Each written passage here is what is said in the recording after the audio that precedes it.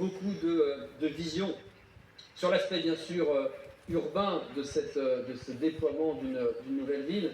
mais également sur l'aspect humain. Et dans le texte qui vient de nous être lu, on voit bien la vision qui était celle de Monseigneur Herbulot, cette réorganisation territoriale dans un département à l'origine rurale, cette absorption d'une certaine manière de populations venant du monde entier dans un temps très court et sur un périmètre très petit, rappelant d'ailleurs le rôle de l'Église, d'accueillir en son sein ses enfants, d'essayer de faire que chacune puisse évidemment s'épanouir, vivre ensemble, partager, communier ensemble. C'est donc une décision que nous avons prise tout à fait facilement, avec un immense plaisir. C'est un sujet évidemment complètement différent, mais ça fera plaisir à Jacques, un peu comme nous ouvrions une allée Michel Choquet il y a quelques semaines à peine, pour rappeler toutes celles et ceux qui petit à petit ont posé des pierres importantes sur ce qui fait de cette ville aujourd'hui une ville formidable et, je veux le dire et le redire, une ville à mon sens dans sa conception même d'avenir. J'aimerais, au-delà de l'engagement de Monseigneur Herbulot, de sa vision, de la façon dont il a accompagné comme pionnier la construction de cette ville nouvelle, dire également à travers lui merci à toutes celles et ceux qui l'ont accompagné. Je suis bien placé pour savoir qu'on peut avoir le titre, être peut-être celui qui est le plus vu, parfois le plus apprécié, parfois le plus critiqué, mais enfin on ne fait pas grand-chose si on n'a pas d'équipe derrière soi. Et au rang des équipes qui ont accompagné Monseigneur Herbulot, il y avait d'abord les relations institutionnelles sur le territoire, avec Jacques notamment, puisqu'ils ont été partenaires, comme j'ai pu l'être avec Monseigneur Dubos pendant très longtemps et Monseigneur Pansard aujourd'hui évidemment, mais également ces chevilles ouvrières du quotidien, qui accompagnent les visions,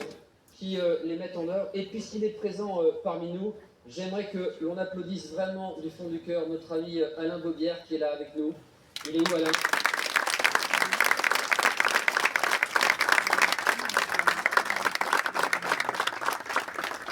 Qui fut vicaire général, je n'ose même plus dire combien de décennies, aux côtés de deux évêques, et à qui, quand même, Jacques peut en témoigner, dans les aménagements, on doit, stricto sensu, pour le coup, la place que l'on inaugure aujourd'hui, ou qu'on renomme aujourd'hui avec ce superbe alignement d'arbres. C'est donc une juste reconnaissance que cet hommage que nous rendons ce matin devant la famille de Monseigneur Herbulot avec énormément de gratitude. Et puisque tout a quasiment été dit dans les propos d'Eugénie et de Jacques, permettez-moi un petit pas de côté, disons-le ainsi, parce qu'après tout,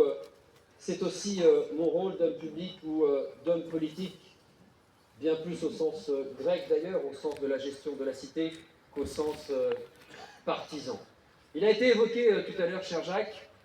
la dénomination du cours Monseigneur Romero. Il a été évoqué, c'était avec Manuel, si j'ai bonne mémoire, la dénomination de la rue André Jarlan. Ces deux dénominations ont été validées, votées à l'unanimité. Ce n'est pas avec de la malice liée à un calendrier tout à fait particulier, mais je veux le dire.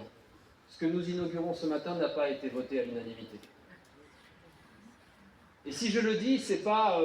pour jeter un pavé dans la mare, ce n'est pas pour, d'une certaine manière, prendre une posture strictement politicienne, c'est parce que dans un monde qui tremble, dans un monde où les guerres reviennent, dans un monde où, à travers la crise climatique, les mouvements de population vont plutôt s'accélérer que ralentir, le travail que nous devons faire toutes et tous, chacun à notre place, y compris d'ailleurs dans le dialogue interreligieux de bien vivre ensemble, d'ouverture à l'autre, d'acceptation à l'autre, doit nous maintenir les uns et les autres en alerte. En alerte. Car la paix, la capacité à échanger, la capacité à vivre ensemble, ça n'est jamais complètement gagné. Et donc, d'une certaine manière aussi, au-delà de l'esprit laïque qui doit animer le maire que je suis, c'est aussi d'une certaine manière, ça le devient, et je l'assume ainsi, un acte militant que de reconnaître